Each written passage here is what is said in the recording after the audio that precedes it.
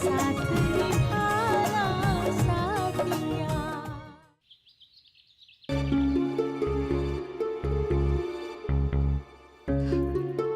धवल बेटा, जवा दे ने, हटलू बधु नहीं सोच।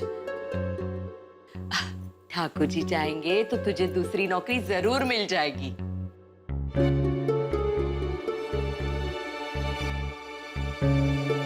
मुबारक हो धवल जी कि आप मेरे लोगों के बीच में 1 महीना भी नहीं निकाल सके। जी लेकिन बस अब सफाई देने की कोई जरूरत नहीं धवल जी। गलती तो मेरी है कि मैंने काका के सामने ये सोचकर मुंह खोला कि आप कुछ ढंग का काम कर सके। अरे वाह, करे कोई और भरे कोई। क्या?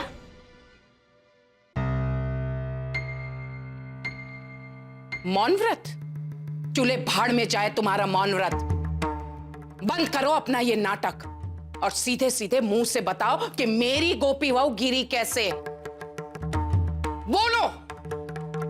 काकी जी, वो गोपी अपने कमरे का फर्श साफ करना चाहती थी और मैं तो बस उसकी मदद ही कर रही थी। मैंने पानी में साबुन डाल के उसे बाजू में कर दिया था। मैं तो उसे इशारा भी कर रही थी कि संभल के जाना, लेकिन वो समझी ही नहीं और गिर गई।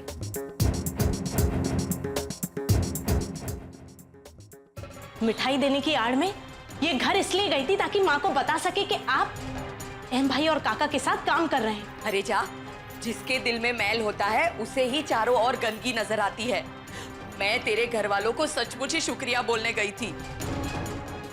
धवल, मेरे मन में बिल्कुल खोट नहीं है। अच्छा, वही अच्छा हो अगर आप अपने इरादों के बारे में ना ही कहें। और एक बात सुन लीजिए, अगर आपको ऐसा लगता है कि ये आड़ी टेढ़ी हरकतें कर कर आप मुझे अपनी मुट्ठी में कर लेंगे तो आप बिल्कुल गलत हैं। आज से नहीं, बल्कि अभी से तुम्हें ये मौन व्रत की नाटक करने की कोई जरूरत नहीं है। खत्म करो ये तमाशा, समझी गई? अब मोटा भाभी, मैं देखकर आती हूँ कि डॉक्टर साहब आए कि नहीं।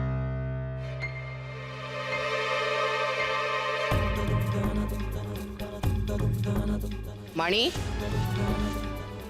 फर्श पर ये साबुन का जो पानी गिरा है ना, उसे साफ कर दो। जी नानी भाभी।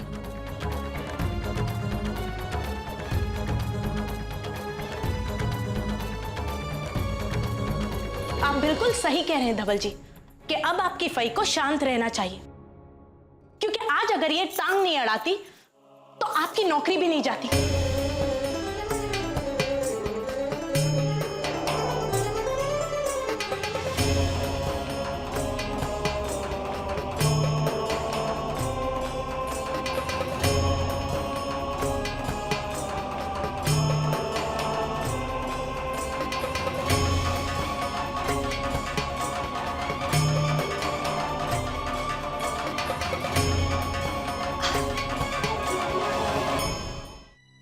माँ जी। नहीं गोपी बहू, तुम आराम करो, उठो मत। माँ जी, कहीं आप इस बात को लेके परेशान तो नहीं कि मैं एम जी को खुश करने के लिए कुछ नहीं कर सकी, उल्टा मैं फिसल के गिर गई और आपकी परेशानी और बढ़ा दी। नहीं गोपी बहू, देखो ऐसा बिल्कुल भी नहीं है, लेकिन तुम मुझे याद करके बताओ कि तुम गिर कैसे गई, कैसे फिसल गई। હવે શું બોલું દીકરા? अब एक काम कर, तू अपना पहले वाला धंधा शुरू कर दे। तेल वाला? हाँ। पर फई वो काम किंजल जी को बिल्कुल पसंद नहीं, उनको उस काम से बड़ी नफरत है। अरे उसकी छोड़, उसका तो बस वही है, चित भी मेरी और पट भी मेरी। अरे पर नकारा पति तो उसे और भी बुरा लगेगा।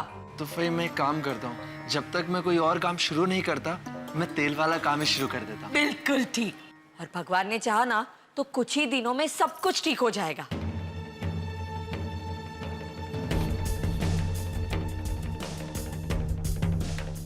चल, अब धवल तेल बेचेगा और उस छोटी कागड़ी के घाव पर नमक छिड़केगा।